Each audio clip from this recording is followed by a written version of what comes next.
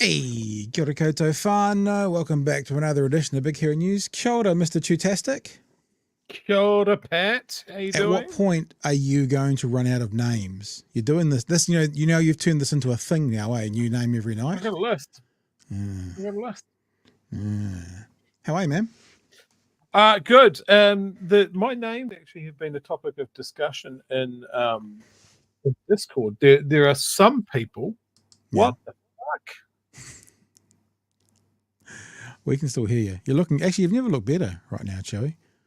As you're looking right now, Chewy's going to fix up his computer, and let's have no jokes about a computer fund for Chewy. Not yet, mind you. I was going to say he's just gone. He'll be back.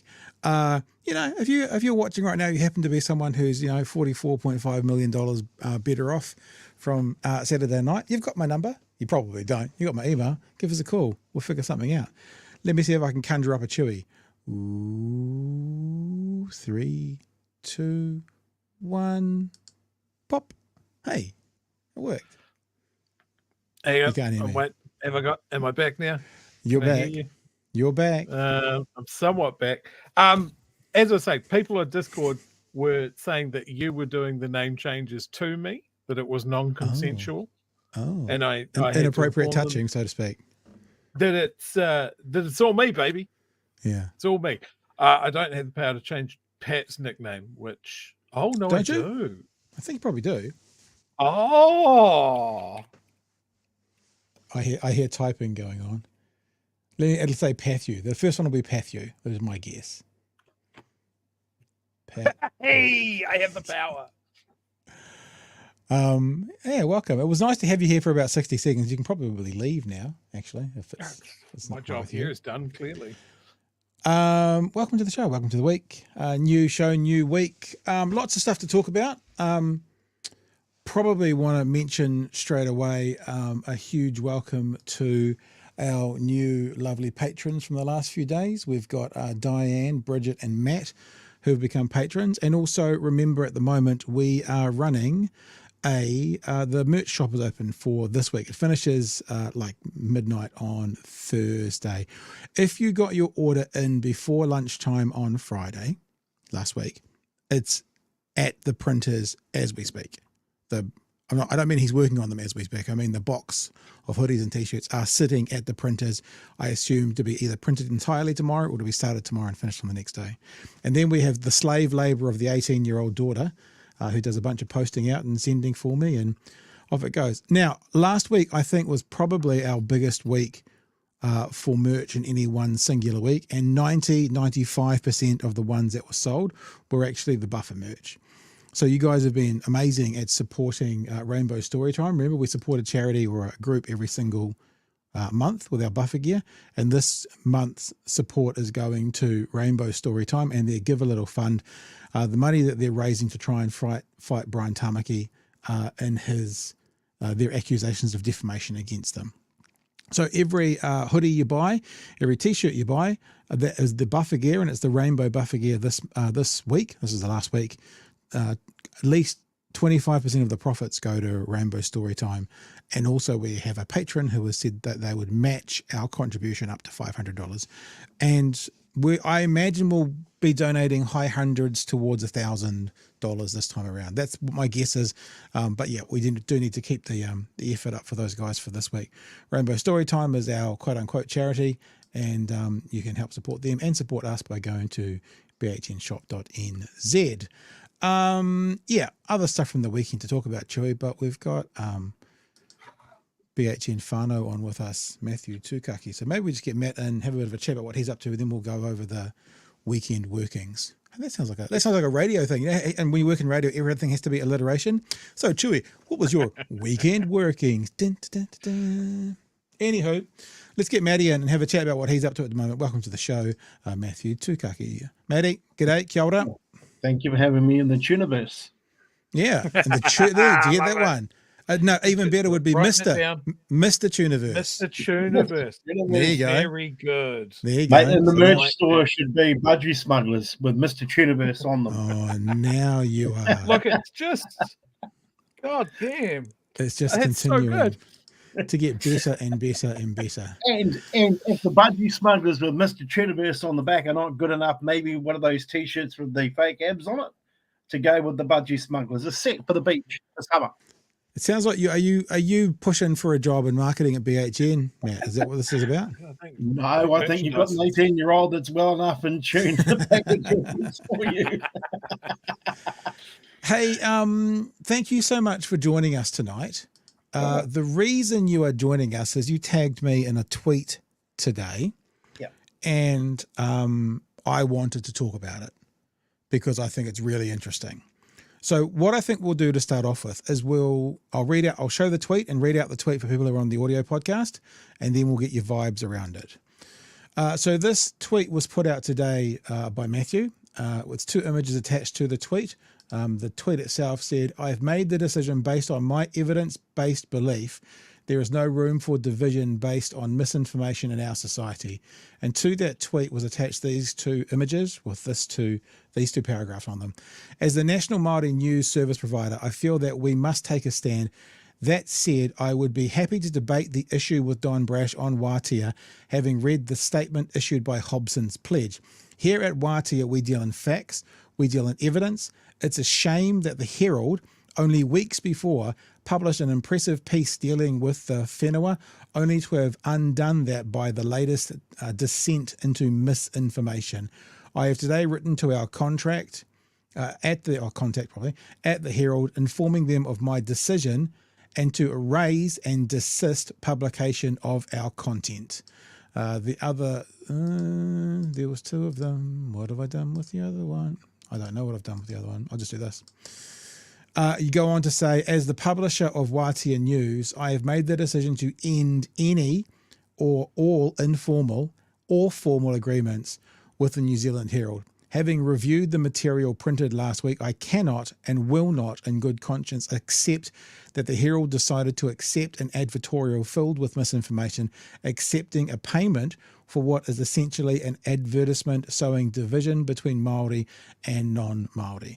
So to put it like in a plain layman's terms, you're in charge some level at Waatea News, have an agreement with NZME, specifically the Herald, I guess, to share news. Like we sometimes we'll be showing a story here that'll be on the RNZ website, and at the bottom it'll say originally on Waatea or originally on TVNZ, or so that. And you've said to them officially, we're not going to do that ever again. We refuse you to use our business and use our information for this advertorial on the front page of the New Zealand Herald that reads, for the audio podcast, "Restore the foreshore and seabed to public ownership. Most Kiwis have no idea that almost New Zealand's entire coast is run under application before the courts to be awarded to iwi as customary marine titles. Sign the petition. www. I'm not going to mention their website. .fuckoff.bitch." So that's, we've all put it out there in place. So give us the juice. So basically, I said, look, you guys have been paid to run an editorial. You should have used your editorial integrity, and you should have stopped that thing from happening. This is this whole iwi versus Kiwi thing again. Look, Hobson's Pledge and these organizations have run campaigns over many years now, and then they try and turn it around to us and say, oh, we're the ones sowing division. Actually, no, we're not. You're sowing the division by publishing and coming up with this nonsense. There is also no truth in what the editorial is saying. When you have a look at the Marine and Coastal Act, if you have a look at who the primary owners of land around the mutu are on the coastal fringe, it's not Māori. It's not Māori at all. It's a lot of private landowners. And I would argue strongly that it's Māori who open our marae around the coasts in times of need and disaster, as we did in Cyclone Gabrielle, as we have with Cyclone Boulder and all the other, even the Kaikoura earthquake. I remember Northern Jews down there at Ngā Mātā, Waka and Christchurch opening the marae. So we do that. Now, it's not us that are restricting access to coastal areas. Actually, it's private landowners, and those private landowners are not Māori. So there are 2 problems that I have with what the New Zealand Herald did. Number one, that is not journalistic integrity. It was basically, oh, look, let me give you a cuddle. And by the way, as I cuddle you, hand me the check. And it doesn't state anywhere on the publication that the New Zealand Herald specifically accepted money for the publication of what is a misinformation campaign again by Hobson's Pledge. Now, let's all be very clear here, Pat and Chewy. This is an organisation that has a specific issue with Māori interests and rights. They don't campaign against Chinese whānau in New Zealand. They certainly have said nothing when it comes to the push of the CCP and others into academia in New Zealand. They don't basically look at any other ethnic group except for Māori.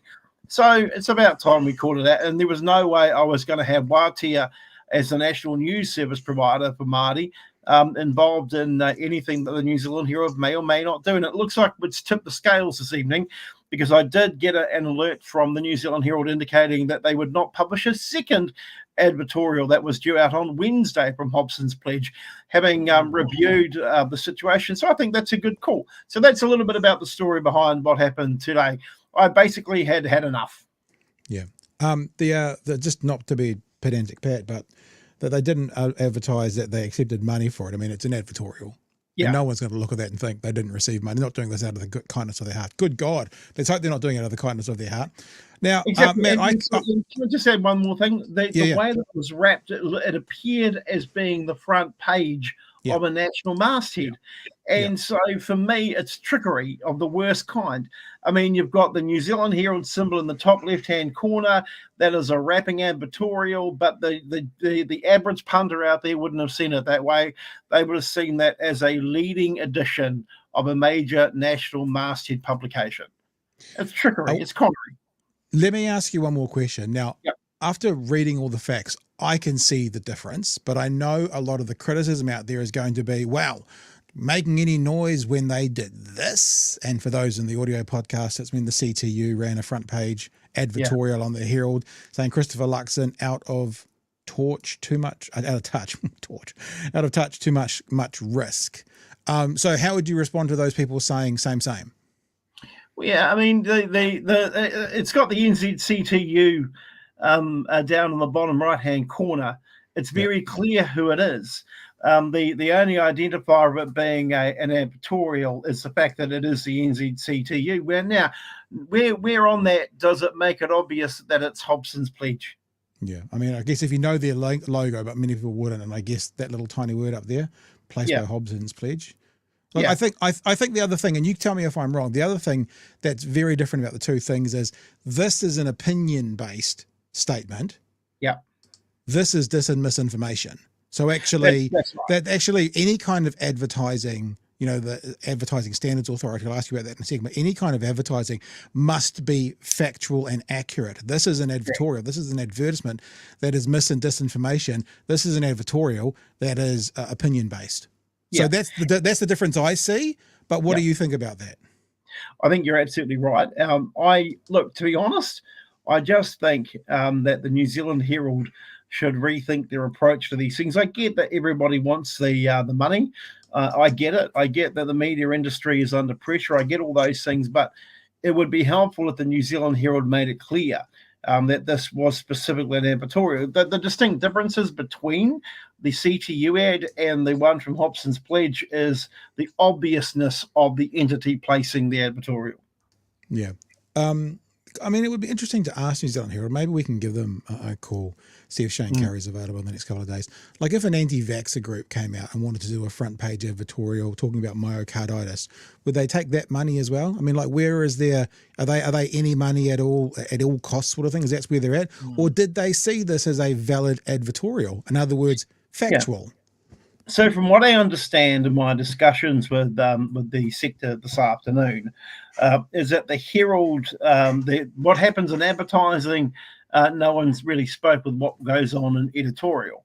So there was apparently some sort of miscommunication internally, and any blind Freddy would have known that editorial always wins on these things. The second thing, though, is my major concern is the pay-per-view style of advertising that goes on in New Zealand, unchecked and largely unabated. If you've got enough money in your bank account, got a bit to spare, you can pay for view. And that's not good for democracy. All right. Chewy, what's your thoughts, sir? I got a couple of thoughts. I'd love to know how much something like that cost. It would be tens of thousands. Yeah. Tens of thousands. Easily. So this is someone with deep pockets is bankrolling this. I saw that doing the rounds. When was it? Was it Friday's edition? I think so. It was the end of last week, wasn't it? Yeah. When I heard, I got messaged by about 6 people going, "Holy shit, have you seen the Herald?" And saying that there was this front page, and I looked into it, and it was obviously their advertising wrapper. I loved the scaremongering in it, talking about Māori can just revoke access to the beach by Rahui, and I'm like, we've had those down here in Dunedin, and it's always been explained. It's like it's usually because someone's died at sea, and they're like, if you could avoid surfing and food gathering and that sort of thing, it's not a big deal. It's not a big deal. But the thing that stuck out to me is this is exactly what we talked about, what the argument around the seabed and foreshore was in the mid-2000s, that Māori were going to take away the great New Zealand summer. And here's an AI image of a sad little beach ball with nobody near it.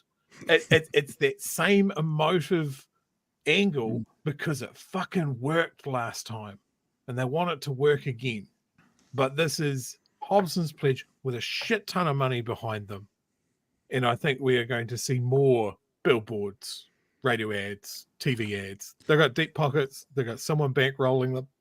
There's going to be more of this. To jump into it, and before you go on to your second point, many people in the chat are saying Don Brash said it was $25K. So there you go. $25,000. Wow, Jesus. The other thing, the other group of people that I'd like to talk to is the Herald social media team to see what they think of this. Because as much as I think the Herald is a dreadful racist rag, we've often commented on how progressive the Herald social media team seems to be. Whenever there is a discussion about race relations in this country and it goes fucking sideways because of comments from people that read the Herald on Facebook, they shut that shit down. You know, can I just add to that point? It's a really important point. I make it really clear in this statement that a couple of weeks ago, the New Zealand Herald did a fantastic piece on the whenua. It was an incredible piece. I was raving about it. I was sharing it. And you know, I think there's a lot of people probably at the Herald and at NZME that are probably thinking, how did it all come to this? Was that piece about the parasite that had been returned? Yeah. So we covered that on the show as well because it was a phenomenal piece. Yep. I loved it because it was so well researched. There was heaps of context around it. They talked to everybody involved, and it was out of the Public Journalist Fund. And it was an amazing piece. You're exactly right that they can go from that praiseworthy piece of journalism to how much money? Yeah, fuck it, we'll run anything. Pay per view. You know, it's just such a gear change. I was going to say as well, this whole Māori controlling the beach and not giving access has been around forever. I grew up in Northland in the 1990s, had a holiday, spent all of my summers up in Northland, and it's been going on forever. And once or twice in the midst of a protest, people may have been turned away, but 99.999 recurring % of the time, it's never happened. It feels a little bit like what they're doing in America at the moment with Tim Walz, this guy who seems to be God's gift on the left to politics at the moment. They're trying to rehash the stolen valor argument against him because it worked on one of the guys a decade ago, I forget his name now, because it worked on Kerry, wasn't it? Because it worked on him, they're trying it again to see if it'll work again. This kind of smacks of that. This has worked in the past to gin up the base, even though it's all horseshit. Let's do it again. It's like, let's go back to the classics. Let's play another classic. Matty, let's cause racial division by saying bloody selfish Maori are going to take all our beaches off us and we won't be able to go down to St. Clair in the middle of winter at 4 degrees and put our feet in the water. What? Sorry. Side note there in a minute there. You're right, Matt. But I think this, for me, gives me an indicator of what to expect in the campaign that will be run when it comes to the treaty principles bill that Seymour and the ACT Party want to put up there. I think the point that they're all missing, though, is that they've missed their timing on this, and also our society is fundamentally so much more different than the campaigns that were being run in Australia when it came to the voice. And I think we've discussed this previously. So I just think that everybody needs to settle down and be very clear that the New Zealand public, A, are not dumb, they're not stupid, and B, the facts will always let out. Yeah, chewy, man. Keep going. The other thing that I'd like to point out, because I saw this mentioned in the chat, where did it go? Because I didn't start it because I'm an idiot.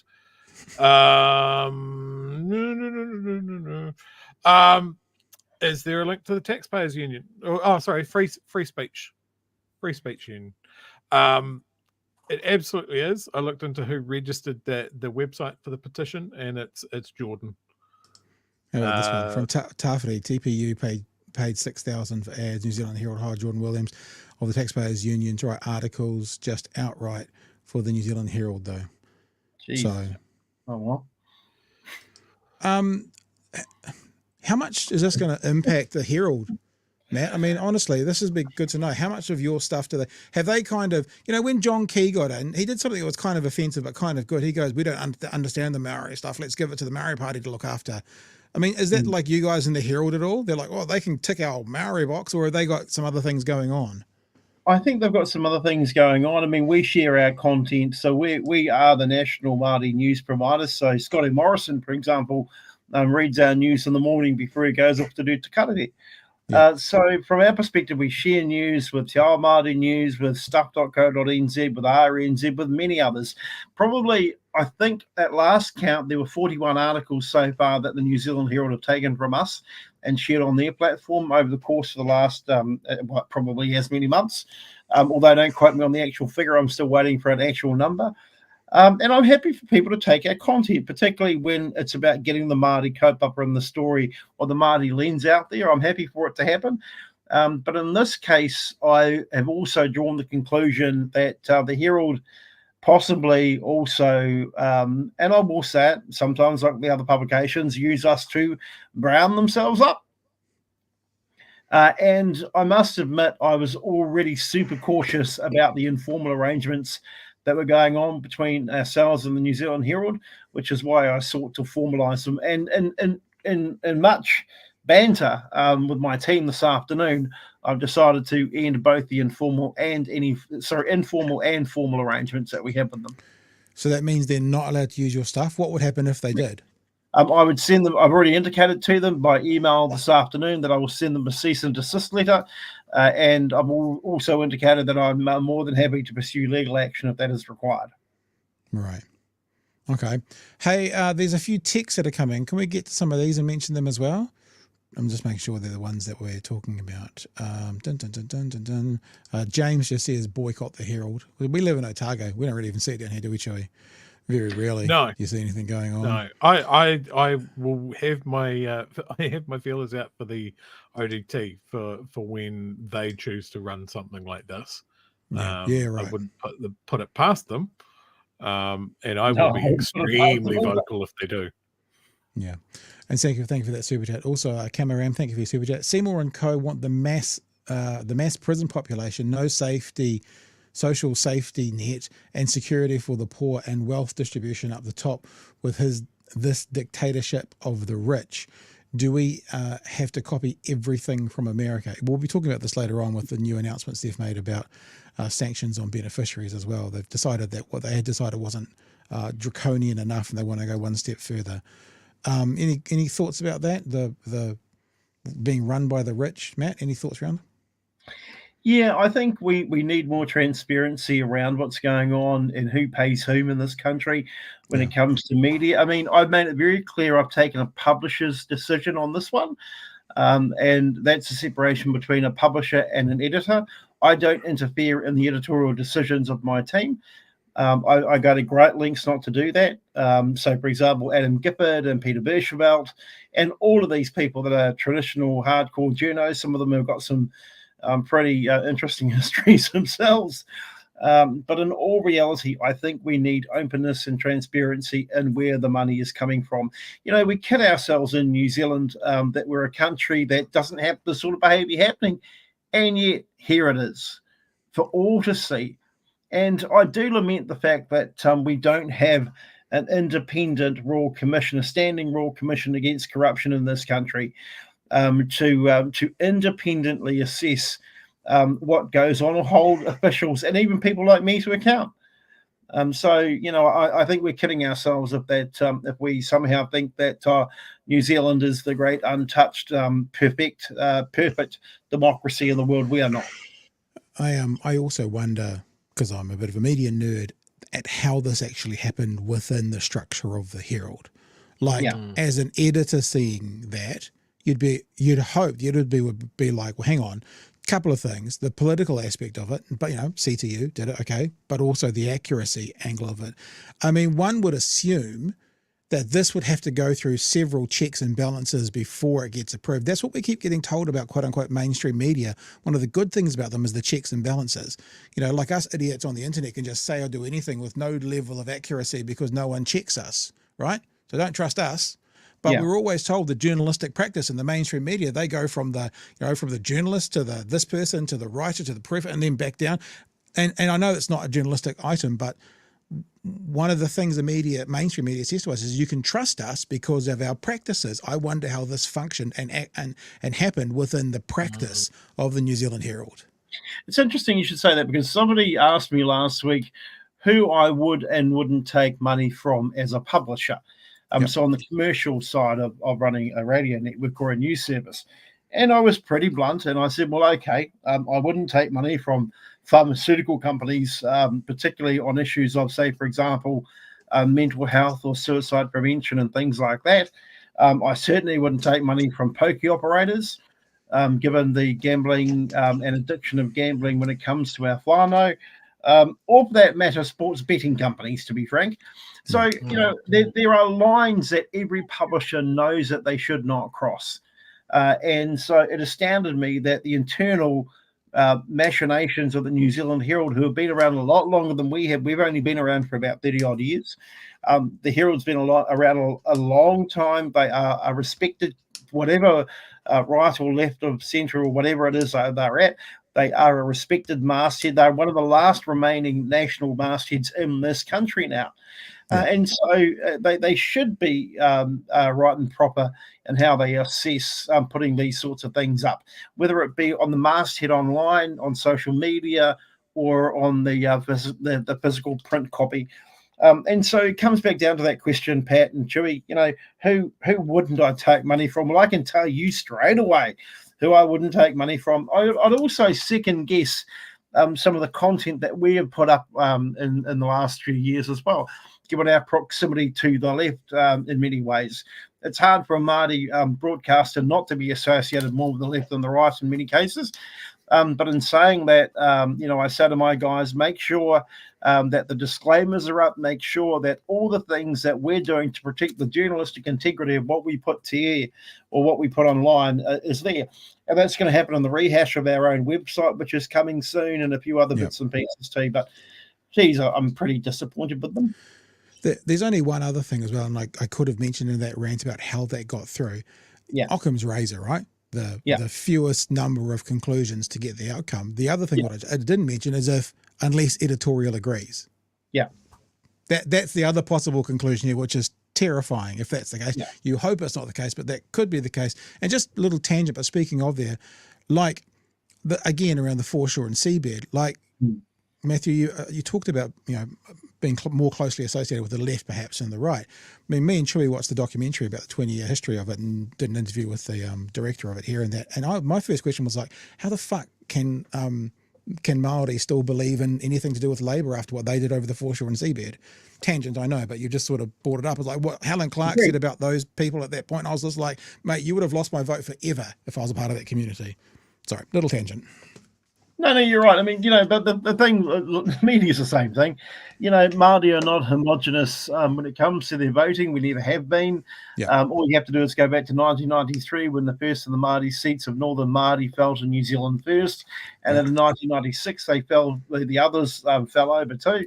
I think with the exception of Southern Māori, and then all of a sudden, next minute, they go back to Labour, next minute they go back to the Māori Party, and so on and so forth. Actually, Māori are a very diverse group of voters. What you don't find, though, is Māori standing against each other when it comes to this hoo-ha with Hobson's pledge. I think they're fully united. They don't like it. And just to your point, true about the Rahui, they're the Rahui that go on all the time because something's occurred. That's about us stepping up to be kaitiaki and making sure that people are kept safe. I mean, we don't want to see people taking komwana and seafood from a place where, as an example, somebody or some other people have drowned. Have a look at the mermaid pools and this just say the uncleanliness there, or sometimes rahui apply to conservation areas. But those rahui don't last infinitum, as restricted access to some coastline areas when it comes to private landholders. So, I just wish people would just deal on the facts and the evidence. And it seems as if we as a country are beginning to drift further and further away from fact-based reporting, fact-based information. I get sick and tired of hearing, anecdotal evidence suggests, which to me says, I spoke to an old mate down the road over a beer at the local, and he told me about old mate down the road whose cousin's mother's father's brother's a dog. I mean, we've got to stop that shit. Yeah, look, our little quote line for that, Matthew, is, anecdotal evidence may not necessarily reflect the data. So we just leave it right there. Just a couple of quick messages, then I'm finished. And sure, if you've got anything else to add in there. Tawhiri says, they need to ask themselves, when was the last time a Māori has evicted them? Most people that kick people off the lands are landlords, not iwi. Yep. And there's a couple more in here. One from Paul, the other one. Hobson's Pledge board member Casey, smoking's cool, kids, Costello, also wrote for the No campaign on the Voice campaign in Australia. Mm-hmm. And I'll just do one more. There's a bunch of other in there, but they're not necessarily related to exactly what we're saying. Peter, thank you for the super chat. The Herald's foray into AI generation content is also a concern. I don't think we'll see the last of that in media. It's been really good having you on, Matt. Chewy, you got anything else you want to throw in at the end? I think I just want to really underline a point that this is exactly what Seymour has in mind when he says, I just want a discussion around the principles of the treaty. What's wrong with everybody having a say? Well, this is the quality of the say that we're going to let someone with the biggest checkbook have. That is why we are concerned. We are not going to have Seymour's perfectly pristine debate club wet dream of everybody just giving their honest truth and sticking to the facts and just putting forward an opinion. We are going to have people muddying the waters and slinging shit from the sides on behalf of much bigger organizations with an axe to grind overseas. Yeah. There are clear links between Hobson's Choice, the Free Speech Union, the Taxpayers Union, Atlas, the No campaign over in Australia, the shit show that's going on in Canada between Indigenous people there, the First Nations there, and that's had Atlas's fingerprints all over it. And I think a lot of the time here in New Zealand, we think we're too small to get wrapped up in this, and we're all fair dealing, and nobody's putting their thumb on the scales with their checkbook. And it's just not true. So I think we all have to be aware of that and point it out when we see it. Anything else for us, Matt, to wrap up?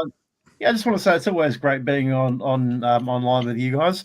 And just going back to the issue of the day for me, which is the Tuniverse, the budgie smugglers, the T-shirt gear to go with it. I think now the third item has to be a theme song. The theme song for the Tuniverse. And I'm thinking maybe it's a transliteration of what's that Frozen song that's going to be stuck in everyone's head now that I say it. Let it go. Just let it go. Snowball. I'm not letting fuck all go. I'm holding on to all of it. And they're the words. That's why I said transliteration. Hey, Matt, if you enjoy being on live with us, maybe kind of following on from, that group over in America getting behind Kamala Harris of White Dudes for Kamala, maybe we could do White Dudes Wednesday on Radio Waatea. Let's do it. Let's do it. Hey, thanks for joining us, man. It's always a pleasure. Appreciate your time. Cheers, Matthew. All right. Matthew Tukaki. All right, let's get to some more of these chats. And I'm going to play these chats with a bit of music under me, Chewy, because I realised, because someone turned up at 3 seconds to air, we haven't checked the time yet. So we'll read some super chats with a little bit of music. I don't know. And while we do that, we will, there we go. I can hear it. Do a few super chats to chill music. David in the super chat, thank you for that. Hi, Pat, please don't tell Mr. Chewbacca, but you're my favourite. Aw, liar. No, it'll just be a secret then, will it? Mr. Alex in the super chat, thank you for the super chat. News Hub had an article today on people leaving in droves as well. Apparently Wellington is the most affected. You can hear my music, Chewy? Yes. Good. All right, we'll get rid of it as well because it's actually off a YouTube channel and might get us kicked. Brian Turner just goes, $2. And that's what Brian said. There's nothing alongside that, just the number. So thank you, Brian. We appreciate that. Bill says, late fee, watching a George Carlin vid. You are forgiven, my son, if it's a George Carlin vid. Of course you are. Anna says, joining the late train. And guess who started it all? Do we mention? You all know why, says Kooky.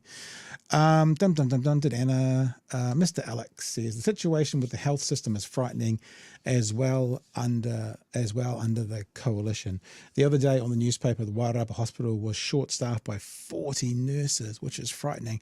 We talked about last week. It's like when times are tough, the government should be driving money into these services, like not doing tax cuts. And actually, not that people are going to like this, but even if they need to borrow to drive services into the public during downtimes, and then you make it back on the good times. But what these guys are doing is the opposite. When times are tough, they're pulling money out of the economy. It's ridiculous. Nats use anecdote, says Tawhiri. How about they don't? King of puns is Tawhiri. So good. So, sir, how's your weekend? I'm just getting rid of stuff while we're talking. My weekend was relatively chill. Yeah. Which I liked. We had obviously very good weather here in the weekend. It was nice, but also suspicious. And I think that suspicion I don't trust the sky. I don't. What are you doing? What are you playing at, Sky? T-shirt weather, double digits temperature. Something's going on here, and I was right because it's cold and miserable now. Yeah, I had a quiet one as well. Actually, didn't really do too much. I joined a gym today because, as many of you guys know, I've been on a bit of a health kick for a couple of years. I dropped about 60 kilos. I have to change that now to about 50 kilos because I put it a little bit back on and started to creep back up.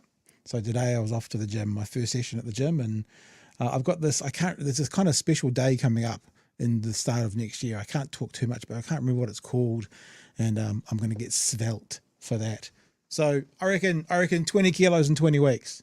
Anyone wants to join me? Let me know. 20 kilos in 20 weeks. That's what we're going to do. Something else I did in the weekend is noticed something, Chewy, and I'll share this with you. And I'm sure this will start a shitstorm somewhere. But I noticed this. Imani Khalif won a gold medal for boxing in the weekend.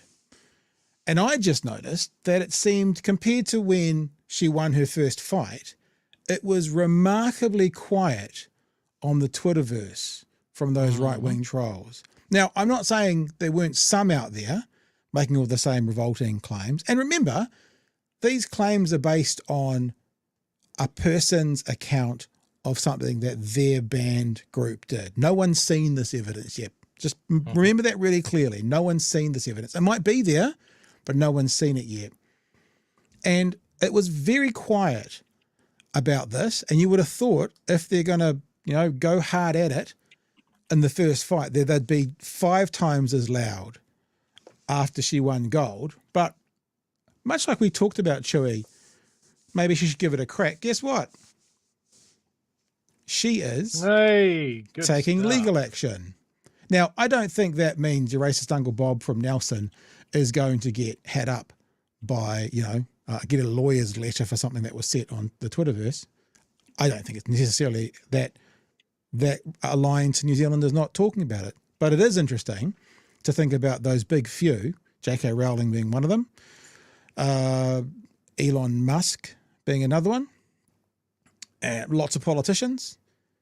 Who knows where it could? And of course, not all the right, the ones that are still playing the game are like, great, they'll have to do a chromosome test. And yeah, they probably will. And what if it comes back XX? Then what, fuckers? And the other thing is, if it was to come back XY, that doesn't actually necessarily mean the conversation's over. What that means is a new conversation needs to begin. Because no matter what people want to say to you, XY doesn't, 99.99 recurring percent, it means male. And then there is the intersex, the DSD group of people as well. Then what conversation happens is, are DSD patients, people with DSD, able to compete in a female class? That's when that conversation starts.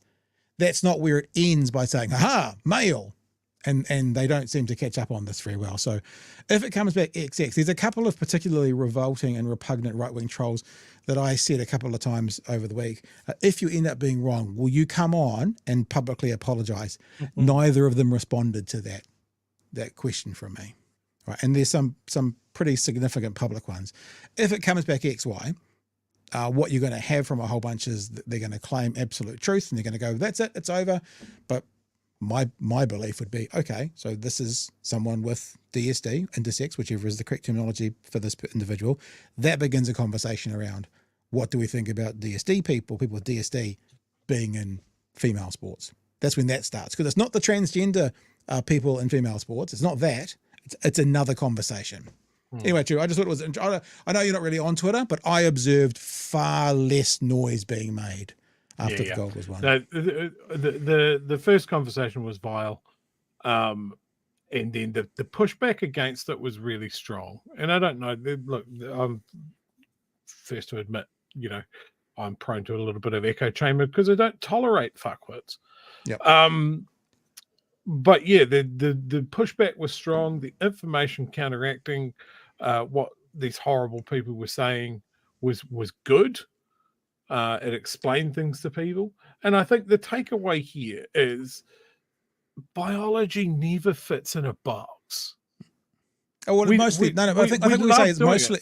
I think what we say most of the time it does, but when it doesn't, that doesn't mean you can then ram it into a box, because sometimes it doesn't. Mostly it does. Mostly it's easy, but when it doesn't mean that. Therefore, when someone's born with one leg, you don't force them into the box that you have to do everything and operate like you've got two legs, because you don't. So some accommodations are going to be made. So that's when we got to figure out it's a new box, actually. It's a different box from the big one that 99% of people are in, but it doesn't make that smaller box any less valid. I mean, how many times do we have to learn that biology doesn't fit in a box as much as we want it to?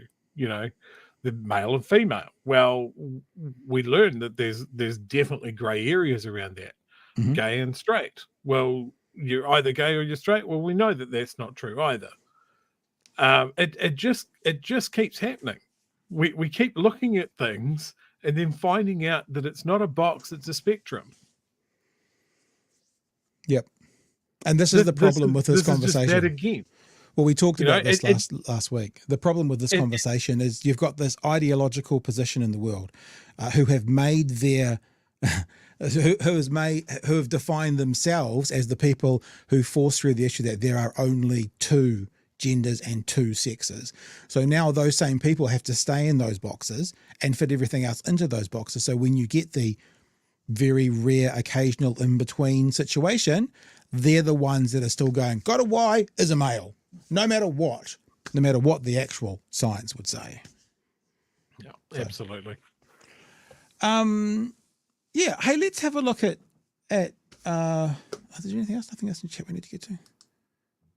Yeah. All right. Let's have a look at the conversation on Q&A in the weekend. Jan Tinetti was on, and I've got to say she did okay. She did okay. One of the things we love about Jack Tame is I believe him to be a very fair journalist, and he held her feet to the fire on lots of things. It's well worth a watch. You should go and check it out. You should never think that Jack's going to take it easy on anyone. In fact, I think his mandate is sort of to do the opposite, to hold everyone's feet to the fire, and I respect that. I think it's good. So the conversation I've got, probably one, 2, 3, 4, maybe I've got 4 little clips. We'll see if we do them all or not, because we've got one other thing to talk about before the end of the show as well. And they were talking about, obviously, Jan Tinetti is the spokesperson for education. And so they started off by talking about the new maths curriculum, which, as you know, we had some guests on last week, a guest on, who was not the biggest fan of what this government is doing. So let's see what Jan Tinetti had to say. Oh, we'll turn that music off now, I guess. Let's see what Jan Tinetti had to say about that. Well, it depends what they are bringing forward in the new maths curriculum, because we've heard this too. So if it was the spike they needed at that time, you Good Lord, I apologise. I did this right before we went live to make sure it wasn't going to jump around. And it's jumped around. Well, it depends what they are bringing forward in the new maths curriculum, because we've heard this term structured maths that's been bandied around. There is really no definition of structured maths, and we don't really know what that means. And even the science of learning experts that the Minister has used on her advisory group say there's no evidence around whether a structured maths approach works within the maths curriculum. So we don't know what that looks like. We don't know if it's the same curriculum that we had when we were working out some of those achievement challenges that we had put together with experts, and know whether it'll even work for the New Zealand context. And that's a real concern at this stage. They both acknowledge at some stage there's a lot of information we don't know. And that's, I think, one of the problems with this government when they're making such changes. They're making such changes, and even if they know in the background what they're going to do, they haven't told us. So the public shouldn't just be going, well, it's not working at the moment, anything would be better, because that's not the truth. Something could be worse. It could be better, but it could be worse. And until we have those details, we're not going to go. That's a recurring theme through this conversation, that we don't know all the details, we don't know all the details, we don't know, which is kind of frightening, seeing they've made the decision, but we don't know all the details. So we'll just keep letting her talking about the new maths curriculum. Says she wants to act with urgency given the scale of the problem, and she pulled out some stats this week. Said 22% of students had failed to reach the standard that they are. Jan Tinetti, and sure you say this more than anybody, that when you come on Q&A, you have to be across your numbers and across your research like nothing else. She wasn't really. She wasn't as bad as what we see often on the other side, but she also wasn't across her numbers and her research as well as she should have been. Everybody knows now, you know what Jackie Boy's going to do? He should be across them. Expected to achieve. You challenged that number, but I've gone back and looked at the last version of the study in 2022, a study which showed that 42% of students in Year 8 were meeting the expectations of the curriculum. So 42%, 22%, we're kind of quibbling over two incredibly poor figures, aren't we? So absolutely that there is an issue, and I have always been very clear about the fact that there is an issue. When we have our Year 4s under that metric that we were using, 80% of them were at curriculum expectations. That's Year 4s, but what about Year 8s? Yeah, I'm just getting to that. Yeah. And then 40%, 42%. I have to say as well, I'm sorry to interrupt again, this was handled in a much more back and forth way. Like, he gives her a hard time, but she doesn't react like many of her opposing MPs were, where they were like, they get angry and they get argumentative. She, you know, there's times where she kind of, okay, like takes the hit and then keeps on going. It's a good watch. 45% over the last 13 years have been at curriculum levels. That's woeful. There is an Let's issue. be honest, that is woeful. I wholeheartedly agree. 2 out of 5. The best case scenario, taking your figures instead of the current ministers, 2 out of 5 kids at Year 8 are reaching the curriculum. I wholeheartedly agree. So can I tell you what we did about that? There's an issue between Year 4 and Year 8. So we had a look at what was happening overseas in the maths area, and some of the countries that this minister has bandied about, like Singapore, for example, they spent years getting their maths curriculum right, and they are world leading in that area, but they spent years getting that right. So we took a similar approach of getting experts in to look at the curriculum, to look at how we can structure and strengthen the steps that happen from Year 4 to Year 8, but also before Year 4 as well. And what happened was that we got this curriculum that was developed by experts, brought the sector on board, and we put that in place last year. not to implement, but to work with the sector so that they understood it really, really well. To implement in 2026. To implement in 2026. But we had to bring the sector with us. Again, going back to some of those places like Singapore, it's exactly the same steps that they took. Isn't it? There's the first part. I should have brought it up. I had an answer on one. I put out a clip over the weekend when I think you were talking to Pat Newman about the Singapore example, and someone put in one of my Twitter feeds, because I put the clip out again, that they had maybe one of their children was teaching over in that area, and every student had a tutor who worked with them for an hour a day after school. And it's like when I used to do talkback, and people used to talk about the crime stats out of Singapore, and I would say, yeah, but to get that kind of result, you need to have the Singaporean society bought over as well. You can't have those low crime rates without the incredibly oppressive way they run society. So you can't have those results in our society. You can have those results in their society, but who would want to bring their society here? So it's not apples for apples, Chewy. Yeah, absolutely. As far as how this, as you said, back and forth between Jack and that, I love the way that she's handling this. Yeah. I love that answer of like when he jumps in and goes, and I'd love to tell you about it if you just let me talk. I think it's an amazing way to cover it. I also think she's doing an excellent job of giving context to what Labor had in progress. Yeah. Because I think what we're seeing here is that a lot of the groundwork was done, but the implementation is certainly different. And I think it shows a Labor Party taking a whole world view, a kind of holistic view of what is going wrong. It wasn't that they were sitting there going, everything's fine in education, the kids are doing really well. I think there is an acknowledgement of, yes, there is a problem that needs to be addressed. Yeah, and one of the things I really liked about what she said was that we got to start thinking long term. And I know there's criticism over Labor last time they were in for 6 years because they could have tutued with national standards, and they didn't really. But then wouldn't that just be doing the same as what these guys have done, is come in and make a big change? What they need to do, and there are countries in the world that do this, is actually get the big parties together and say, we actually need to figure this out. So you're not going to change it when you do get back in. And then when we're in after you again, we're not going to change what you've done. Let's work on it together. Yeah. Nobody in this room is going to be 100% happy. But we need to get to a point where we're not fucking over these kids every 4 years or every 8 years when somebody else comes in and goes, no, ideologically opposed to all of this. It's all got to go. We're going to move the goalposts on these kids again.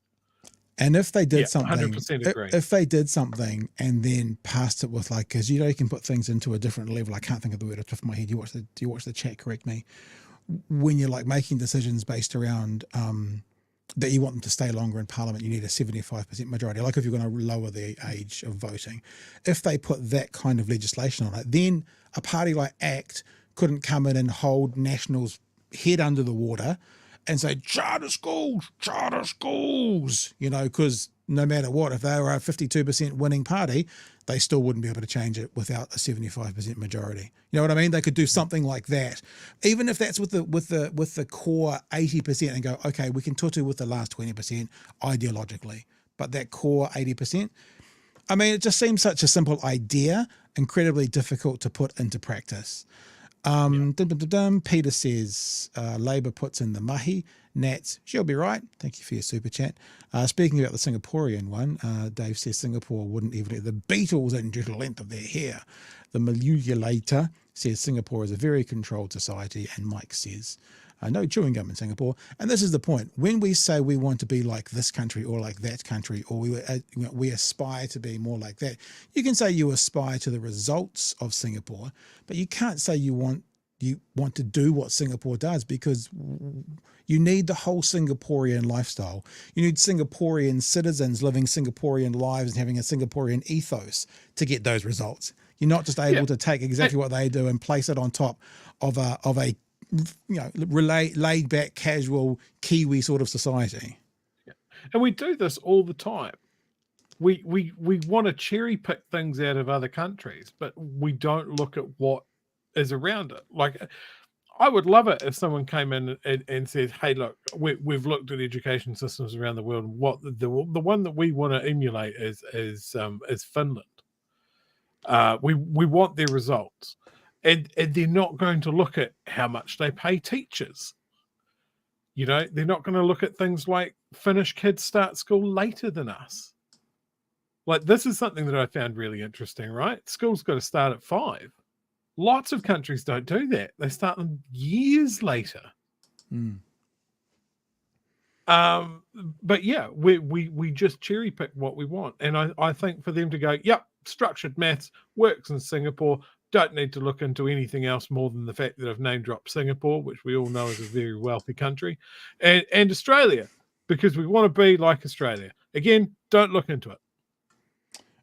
It is a good point to come in, Chewy, based on your lovely introduction, with the question, what is wrong with structured literacy? Next part of the conversation.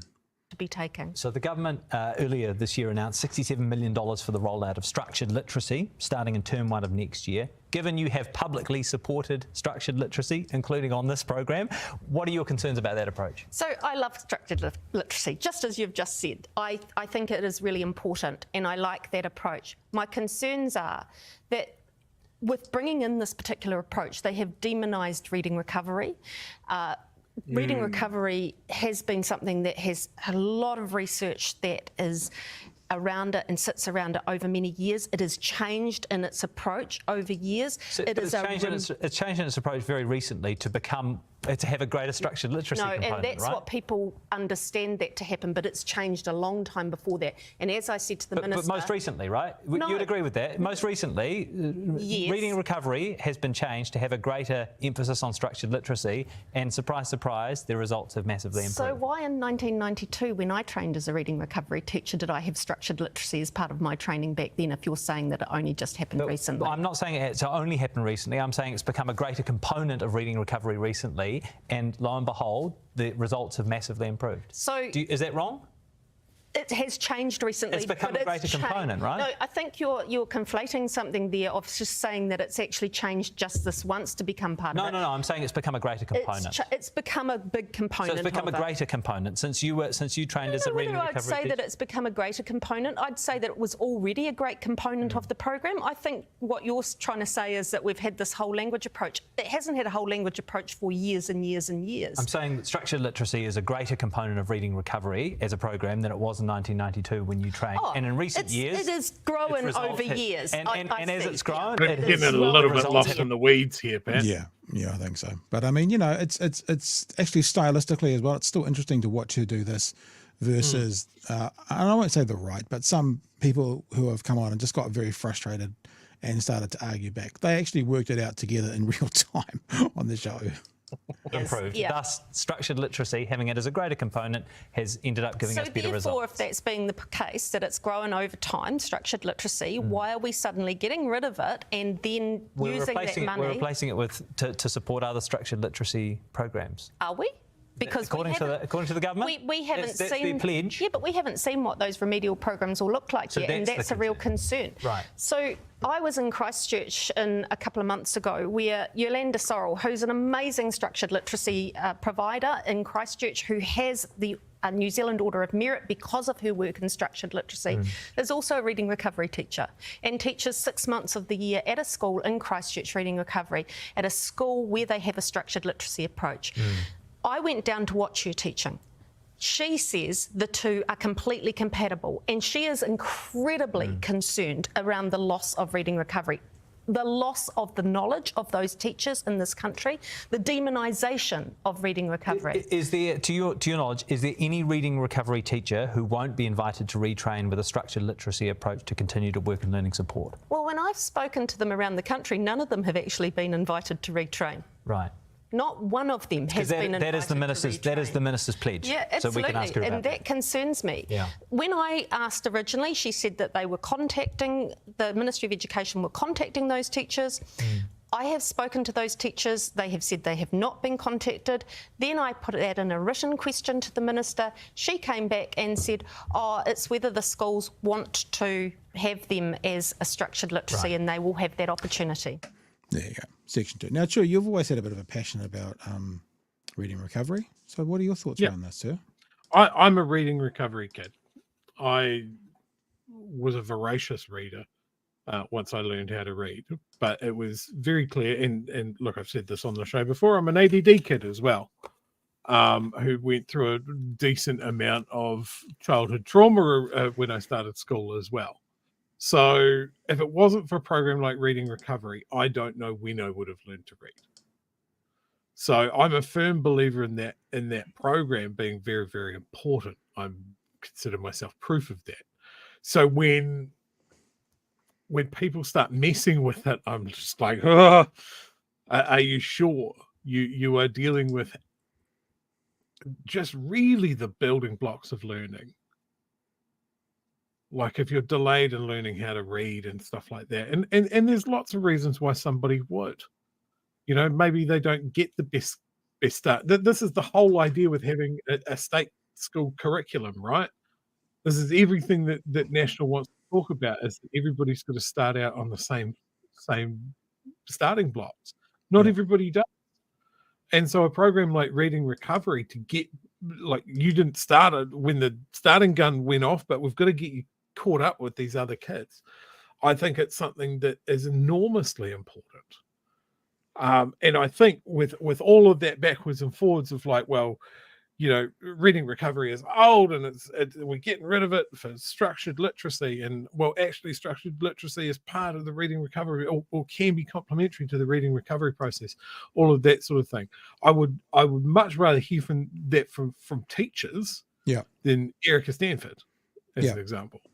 That seems to be the MO of this government so far, is that they're basically saying we're going to tell the experts what to do, and that was what we got so much from Pat Newman last week. Him saying this guy is not an educator, yet he's making these big sweeping changes in education, just like they did in 2011 under John Key. We told them it wasn't going to work, it didn't work, and they're doing it all over again. And it seems like that's quite a common occurrence. I mean, you know, not to I was going to say something like to sink the ferry now, but, you know, Nicola Willis making a decision based on what's best for the country around ferries, and has proven to be possibly the worst decision any government's made at any time recently. Is going to cost us more and we're going to get less for it.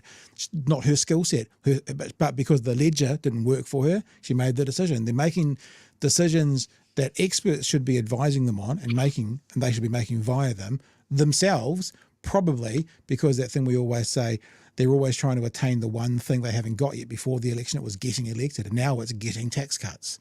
And probably for Mr. Luxon, it's getting a knighthood. You know, they're trying to achieve the next thing, and that's what their focus is. What's the problem they're trying to solve? Yeah, and that means that they're making decisions based on getting that done rather than decisions based on maybe what's best in that situation. And I think, look, they talk about the curriculum.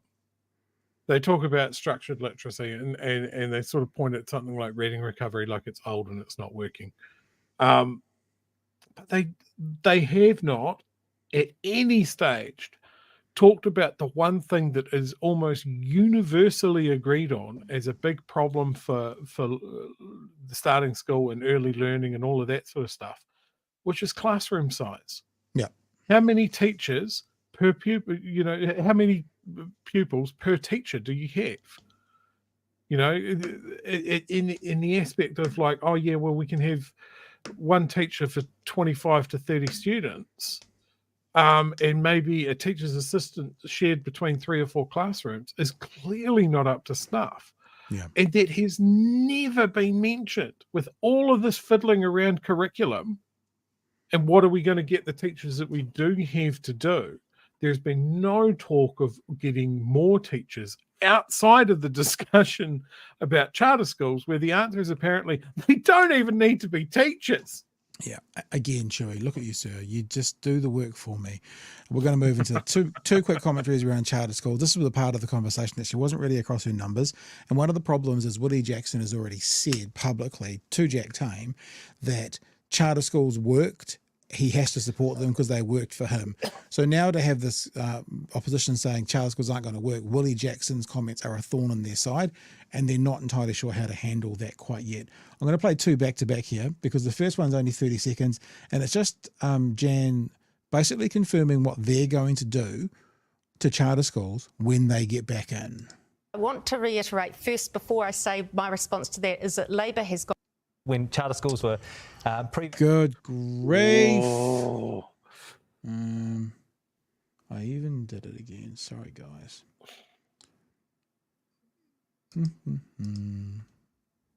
Is that we have this charter school agency, and sorry, that's the wrong bit. I need an editor to come work for me full time for free, who can record all these down for me. Here we go. So that's the part I wanted to mention about what she's planning for charter schools. and said it helped Māori. What's your response to that? So my response to that is I absolutely understand why Māori are attracted to charter schools, because the education system, as we all know, has let Māori down Was over Willie a long wrong time. about that? God, I've got this wrong again. It's there. That's where I'm supposed to be. Happy smoking. Here we go, guys. 1325 should be 1327. Okay, third time lucky. But I want to reiterate first, before I say my response to that, is that Labor has got rid of these before, and we will get rid of them again, because they are bad for young people and bad for their learning. Will you, just on that point, even if contracts are in place, will you break those contracts? They're 10-year long contracts. We will be looking at legal advice around that, but we will get rid of charter schools. We will not have charter If your legal schools. advice says you can break those 10-year contracts, will you do so? If that legal advice comes back to so say Willie that. Jackson. So then they go on to talk about Willie Jackson in that conversation as well. I'm going to just find it here rather than try and load up one that I've already loaded up to make sure it all works lovely.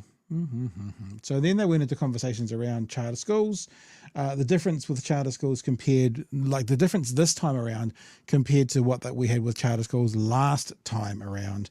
And again, she uses the phrase in this dodgy. This legislation is dodgy. That's not good communicating. That's what, if someone else said that, I'd be like, well, what do you mean? What do you mean dodgy? What does one mean by that? So that's just part of the conversation. Yeah. The key difference is that we have this charter school agency, and to quote David Seymour, the Associate Minister, charter schools will largely be funded on a per-student basis. Funding will be broadly equivalent to that of state schools with similar roles and characteristics. But there are accountability measures under the charter school agency. Well, she didn't call it out. Reporting, auditing and sanctions that are more stringent than the previous partnership schools model. That's a big difference. I've been sitting on select committee. This is a dodgy piece of legislation. This is not one that I would recommend for anybody to actually undertake. It's been rushed through. I also am... And so I would go, why? Why is it dodgy? There's a very good story here about an Australian group who are obviously just after the dollar, but she's just not quite, I'm no credit, I'm a little bit of credit. She's not quite across the numbers as much as she should be. And I think Willie Jackson's comments have thrown a bit of a what do you say? Something into the engine? Whatever. Cause some problems for them to have to actually deal with. I'm really concerned about some of the hearings that we've heard just this week, and these are public hearings, so I'm not saying anything that's happened outside of the public hearings. But just this week, there was an Australian charter school conglomerate who did their presentation, who are actively seeking to come here to work with New Zealand kids. They have charter schools with 1,500 kids in Australia. They are with disengaged kids. When I asked about their work with Māori and how they could work with Māori, who predominantly make up those statistics, they had no idea. And they gave an answer. And look, all credit to them. They are there purely for money. Well, this is about like we've got this accountability measure, right? So there's going to be reporting, auditing and sanctions. The charter school agency can remove a charter school's, can remove it from operating if it doesn't meet the required standards. We're still putting schools that will put profit ahead of kids. We're also, they don't have to teach the New Zealand curriculum. But if the kids get better outcomes, surely that's a net positive. They don't have to teach the New Zealand curriculum. They don't have to have registered teaching. I'm not sure, with respect, that the New Zealand curriculum has necessarily been working for our students. If you go and look at those achievement standards over the last 2 decades. There you go. That's the end of the conversation that we're going to play with. I got to admit, when I watched it on Sunday, that is a hard statement to counter. Right? Which one's Like specifically? as much as If you they know have better outcomes. the argument against charter schools being, well, they don't have to teach the New Zealand curriculum, and the comment after that was like, well, I don't think we can defend our curriculum if those are the results that we're getting from it. Yeah, that's a pretty devastating sort of thing. And I think as much as I'm against charter schools, and I am, because I think that is privatization, the answers need to get better than they'll try and make a profit. yeah, Because that's a very easy thing to counter, is like, well, sometimes profit's not bad, right? They have to get better at answering that question. yeah, Like, and the thing I is, think the real answer here is, are charter schools going to get more money per student than a state school would be? Because then it's not a fair comparison. when we know that they're being given more per student for the state school, we understand, but maybe the way they work it out is, like the school that's down the road that's already got buildings and all those kinds of things, they don't give them money for the buildings. Maybe charter school, they include that in the per child amount or something. I'm not sure. But what I was going to say is, and we say this all the time when we hear Luxo Flakes being talked about like he's running the country like a business, that this is not a business. And businesses' primary and sole objective is to return its investor a profit. That's it. And actually they are legally required to try and do that, to return their investor, their shareholders, their owner a profit, right? You can't, especially if you've got shareholders, you can't not do everything you can to return a profit. And as soon as you put that into a service, because education is a service, right? That's when you get the worries and the concerns. I mean, the proof will be in the pudding. Notice they only ever talk about one charter school, and that's that military one. There's no other ones they talk about. Yeah, but like I said, Willie hasn't helped the situation by basically having to admit, and we played this back a few weeks ago, that he supported charter schools for Māori, and he would be a hypocrite not to kind of say it again this time around. And now you've got the left also saying no to charter schools. So, yeah, I'm not saying, I don't want to have a political party just do messaging based on ideologies. I want them to talk and speak the truth, but that's an issue for them. It's an issue for them that they're actively going, this education is not serving Māori well. So that means a charter school might actually serve them better. No, we have to change the whole system to service them well. There's an issue there that they need to figure out. Yeah. I mean, I must admit, when you talked about charter schools to start with, that was one of the first things that I thought of, was that we're always talking about how the current system doesn't serve Māori well, and maybe they should set up their own system. And charter schools seem to be the answer to that. At the current answer, yeah. Yeah, and it's, when you dig a little bit further than that, it's just like, well, no, we don't want Māori to go off and do their own thing in education necessarily. We want our whole education system to become more, with more Māori involved.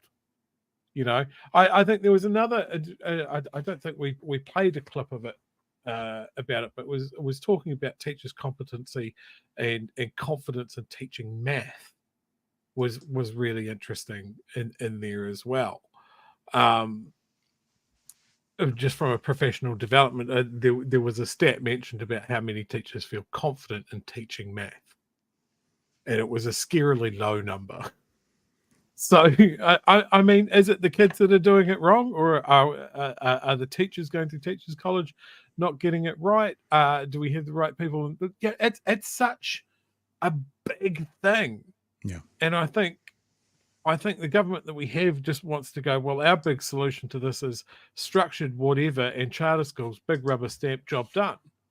And I don't have the confidence that they have taken the best advice to get to that position. Yeah. I think they have lobbyists in their party that believe that they're the people that are telling them what to do. I think it's a good idea, and there's definitely profit to be extracted. And I think it is coming into that whole thing of like privatizing a core part of the functions of the state here in New Zealand. Yeah. It's that's what's giving me the ick about this whole thing. Yeah. No, I hear you. All right, let's just jump to some chats and we'll move on to the last one. Just in case you want your blood pressure to be any higher, we'll talk about the new benefit sanctions coming up next after we go to some of these.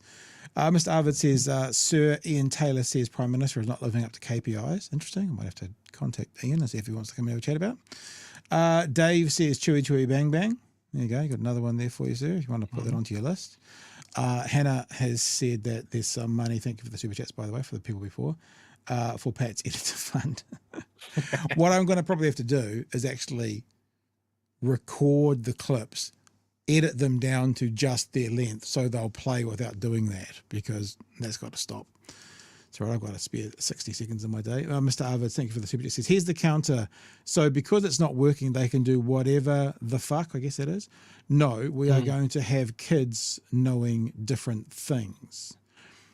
I think the other thing is, if you're a parent and you're seeing that this education system is not working for your child, let's say you've got a 7-year-old, are you going to be like, this is a 20-year fix, that's okay, my kid can miss out? Or are you going to be, hey, we should check out the charter school down the road that might be able to offer something to my kid? So I get that as well, because the idea about fixing the system, yeah, that's the best outcome, but that's not going to happen the term 1 2025. So then what? Yeah. So there's those to think about as well. Okay, Chewy, lucky last for the night, and let's love this headline, don't we? Government increases benefit sanctions, because look, even she's surprised at what bastards they're being. Let's have a look at the story from One News tonight. New welfare sanctions are on the way, including controlling what people can spend their benefit money on. The government. Do you get that? I want to stop it there. What they can spend it on. Remember that whole kind of nanny state telling us what to do, mandating us what to do. Now they're going to tell people what to spend their money on. Orwellian, all those people who are screaming Orwellian in the last government, you're still going to scream it for this? I hope so. I hope you're consistent. Government's announced the measures as its traffic light system of benefit obligations and sanctions comes into effect. Political editor Mikey Sherman reports. 55-year-old Deborah Russell receives a benefit after accommodation costs. She's left with $82 a week.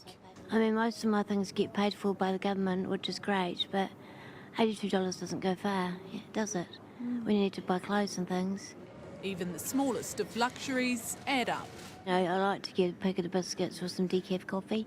She's one of 380,000 people on a benefit, up almost 30,000 on last year. The government today announcing some tough love. You have obligations to actually... I was just going to say, and I know maybe this is a bit unfair, but walking into a meeting with that much of a smile on your face, that there, realising what you're about to do is going to put more pressure on the more and most vulnerable in New Zealand. And that's the fucking smile you're walking into this press conference with. Do these guys not have any idea about messaging? It's like, this is a somber announcement, but basically they're so aware that their base loves this kind of benefit bashing. That's the smile you get when you're walking in to deliver it. That, not a clue. Not a clue, people. Today announcing some tough love.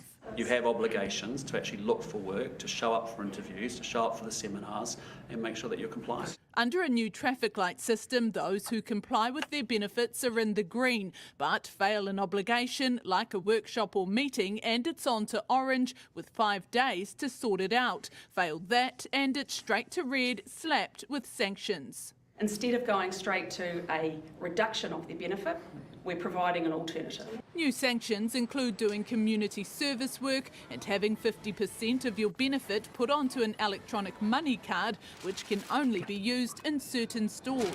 The ACT Party took the idea from Australia. When they introduced electronic cards, there was less money on drugs, alcohol and tobacco and gambling, more money on baby food and nappies. Let's make it really clear that compulsory money management is about control and punishment. It hasn't worked in Australia and it definitely won't work in Aotearoa. I think they're being mean. I really do. Deborah calling it like she sees it. Because people have to have a life, don't they? They have to go out and have a coffee if they want to.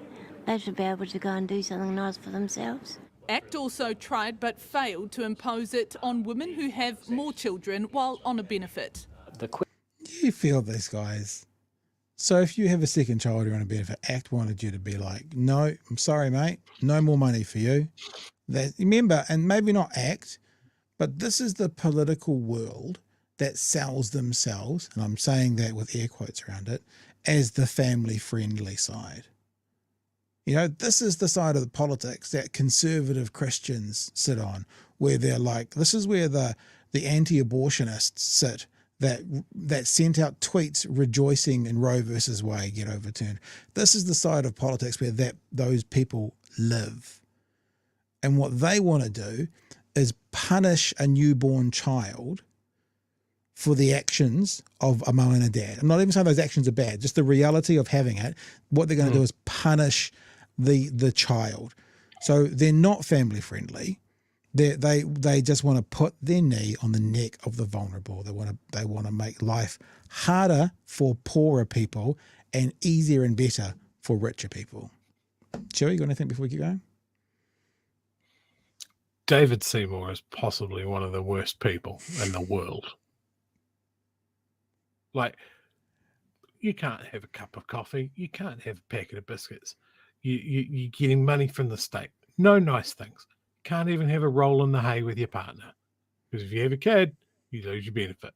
It's fucking eugenics. And it's just like, you can't be poor and happy.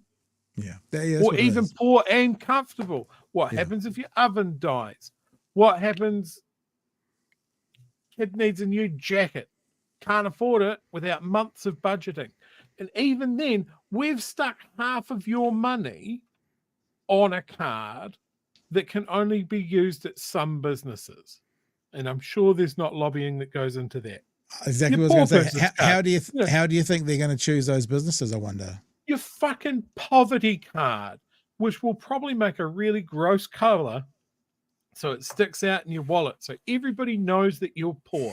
And we will assign an ACT Party volunteer to walk behind you with a bell, ringing the bell and shouting, look at the poor person trying to buy biscuits. This is the world that David Seymour has a massive heart-on for. I do want to say something just to make sure people know we're accurate. And I know that you didn't mean it this way, but when you said they will cut your benefit, what he wanted to do was not give you any more on your benefit if you had more children. So if you're getting $300, $500 a week with 2 kids, I don't know what numbers are. If you're having 3, that's the level you're going to get. So I know you weren't meaning it like they'd get rid of it, but because there'll be the wanker out there that goes, that's not money. All right, we'll keep going. Question is, what is the role of the government and the taxpayer? To keep its citizens safe and healthy as much as they can. So they probably should have enough money to live off and not have to not be able to buy chicken that week because it's too expensive. No? Okay. We'll keep going. The role of the New Zealand taxpayer is to pay their share into making a whole society happier, healthier, educated, housed. All of those things I'm fine with. It's like this argument of, who's going to pay for school lunches? I fucking am.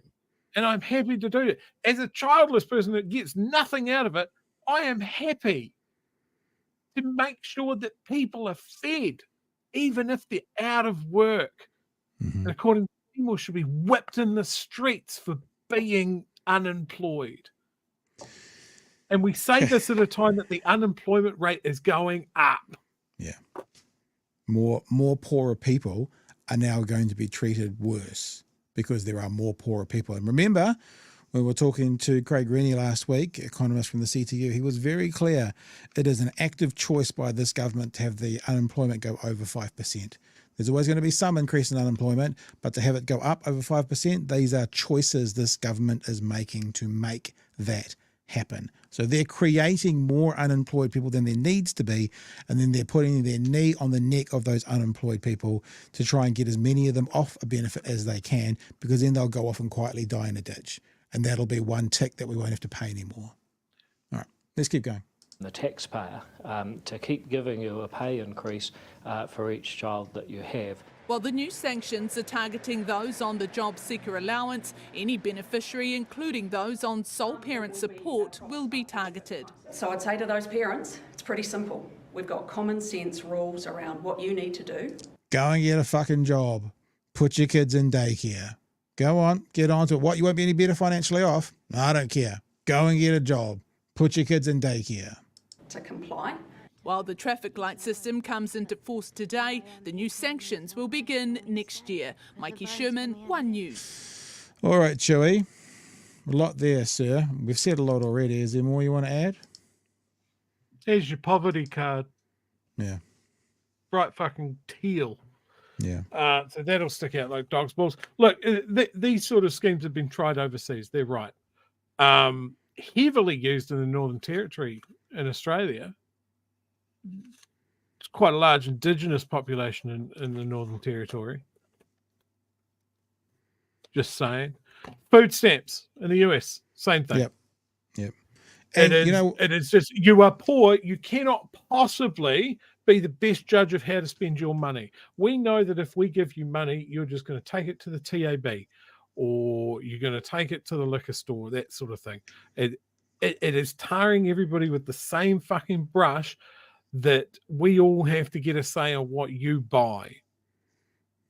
As someone that was raised by, at one point, 2 unemployed parents, I have never seen people make their money go further than unemployed people. Mm-hmm. Like like this, and Seymour's comments about people on beneficiaries having more children reeks of eugenics. It reeks, again, it's nanny state stuff. And I think it's it can't be that. It can't be nanny state. They're against the nanny possibly state, do Joey. it. Can't be that. It wouldn't be nanny Isn't state. it funny when the right wing accuse someone? It's always projection. Yeah. You can't do a nanny state, but by Jesus, we want to do a fucking big nanny state. You can't do bureaucracy. Watch our bureaucracy, nanny. The biggest nanny state. Look, they have absolutely trashed our unemployment stats. We're looking at 5 or 6% pretty handily, I would say. 5.5, yeah, probably. And this is what we said when they started talking tough on beneficiaries before the election, that they are starting to talk this when we're at record low unemployment. And as soon as they're going to get in, they're going to sack a whole bunch of people. There's going to be that cascading tipping point of people losing their jobs. There are going to be more people on the benefit, on the job seeker, exactly at the time that they're going to bring those sanctions and stuff in. That's exactly what's happened. Yep, it is a shit show. I still can't get over that smile as he was walking in, all happy and cheery. Mr. Arvid says, again, charters come down to do we trust them? Charter schools, that was about. Mata says, charter schools have huge uniform costs and extra curricular fees, and that means who's going to be at a charter school? Not poor Māori kids, because it just doesn't work that way. Another one from Arvid, thank you for super chat. If people think charter schools are the change their kids need, just look at the change we got with this government. It's not the answer. Cam Ram, thank you for your super chat. Monopoly is capitalism's future. At the end of the game, one player owns the whole board. All other players are bankrupt, unable to afford rent. Ridiculous. Seymour/Luxon use that as a model for housing policy. Wooming, thank you for your super chat. This coalition is a big bully. Sacks people, kills the Wellington economy. Yeah, people in Wellington, man, they're saying basically last one out, turn the lights off. Increases unemployment, reduced MSD staff, and punishes those on the benefit. Peter says, I hate how angry this government makes me. One more there also. Less is a cut. We proved that with indexing benefits to interest. less is a cut. Yeah, what I was saying to you. That's why I was just explaining it. Not having as much money is equivalent to having it cut. But yeah. Look, I don't mean to bring you all down. Oh, sorry, we need the palate cleanser. Here we go. Hey, what you doing? No, she's ignoring me. I'm gonna look. We talk about a lot of contentious issues on the show, don't we, Pat? I think so. Really, if it bleeds, it leads. Isn't that our philosophy? If it bleeds, it leads. Well, between this one-term government, the US elections coming up, war in the Middle East, war in Ukraine, all of that sort of stuff. There's another conflict coming up. Bird of the Year. People already starting to get pumped for Bird of the Year. John Oliver might not get him. If he gets involved again, it's all over. We'll just go with those. So some people getting very, very organised before we've even started. This came across my desk. And I had to have a sensible chuckle. That's very good. I don't like the reputation of such a fine bird as the kaka being besmirched by being associated with Trump. But that is excellent. No. Well done, that man. He's touched the odd bird in his life. We've heard about that. Kiwi Skirt also says, what about the people who pay more than 50% in rent? How does the card help them? Perfectly good point. All right, team. Actually, talking about rent, just real quick tangent time. Thanks, man. Remember when who was it that indexed state house rents to market? I mean, you don't have to answer that. We all fucking know who did it. Yeah. But that was the whole thing as well, right? We're trying to make more money off poor people. Yeah. By indexing state rents to the market. Well, and then we've had a massive, like we know our rental market is massively overvalued, but at no point did someone go, well, the government's a housing provider. How about we just don't play that game? Yeah. Nobody's done it. Neither side. So here's something else for you. So this is the MO of the government. So you can see a story. We're not covering the story, but it's come out today. Chewy, I will take that back. Transport Minister confirms congestion charges but predicts speed bumps. Transport Minister Simeon Brown has confirmed the government will introduce congestion charges. That means drivers who usually get stuck in traffic while commuting into cities will need to start paying tolls. In exchange, there should be less traffic during those peak hours, meaning less traffic to get stuck in. So a couple of things about this. The first one is no new taxes. No new taxes. Sorry, but charges. It's a charge. It's a charge. So no new taxes, but charges are okay. The other thing is, it's a perfect example of this government identifying a problem but not giving the solution for it. So if you want to do this, fix up the public transport system and then bring it in. Right? That's how you do it. But they won't do that. They'll just bring it in. And there's lots of research, I've been reading it this evening, that the people that this hits are the poor. Of course. The poor people who have to go from, I know the Auckland area are better than most cities because I lived there for 40 years, from South Auckland to West Auckland, and there's no buses that go kind of directly. They all go into town and out again because Auckland is a radial city. And so they have to get in the car and they have to go in a car and they have to work in the allotted hours, because they don't have any flexibility because they're working in a factory, and it goes on and on and on and on and on. And the people that this charge, i.e. new tax, will hit the hardest are the people with the least availability to actually pay for it. So yes, true. Just another example of them using the poor to make more money off the poor. It's cherry picking again, because there are places in the world where congestion charging has worked. London. The bit that they are missing is that is a city with excellent public transport. Yep. 100%. Exactly right. And I hope Aucklanders that were like, we don't like paying a regional fuel tax, look back on this. Mm-hmm. If that was a factor in them voting for National, look back at this and going, fuck. Now we have less people paying. And those people are paying more, and it's not going into public transport. Well, the other thing is in Awesome. those cities like Genius. London, what they do is EVs and low emission cars are exempt of the You thing. can't do that, though. I bet you they won't do Can't that. do that. No, because I remember seeing an episode of Top Gear where Jeremy was driving, I think it's called a P50, a little 50cc car, and he made the joke that he had a Lexus camera SUV, a hybrid Lexus SUV in front of him as his camera car, and he said the P50 he was in would get the congestion charge, but the hybrid that the camera was in wouldn't have to pay one. So they have ways of encouraging people to get low emissions cars. But do you think this government's going to do that, Chewy? I don't hate the idea of a congestion charge, but done properly with the right foundations to enable people not to have to drive, which is in Auckland is pretty much impossible, right? Other places it's better in Wellington, you know, with the rail and the buses. When it's working. Yeah, when it's working, but in Auckland your it's a buses very are difficult cancelled. one. So anyway, that's us for tonight. I think we're going to go out and remember, if you haven't heard it so far, we have a brand new theme tune, and our brand new theme tune is going to also get a brand new introduction. You would have heard the first introduction, the old introduction tonight, but probably coming at some stage in the next week or so, we're going to get an edit down of this song, and it's also going to be our introduction music as well.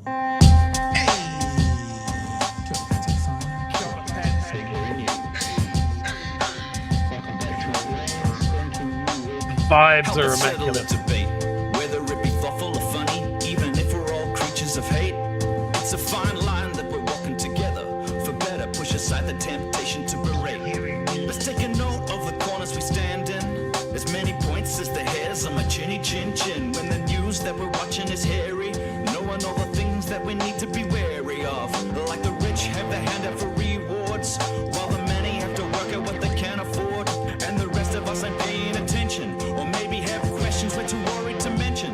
Other media is still dwelling on trivial facts, vetting peas from the rice and the mice from the rats, and picking and choosing a war path to run, linking ourselves with the hill to die on. It's gotta come down to a welcoming vibe, with an A and a self and a higher in mind.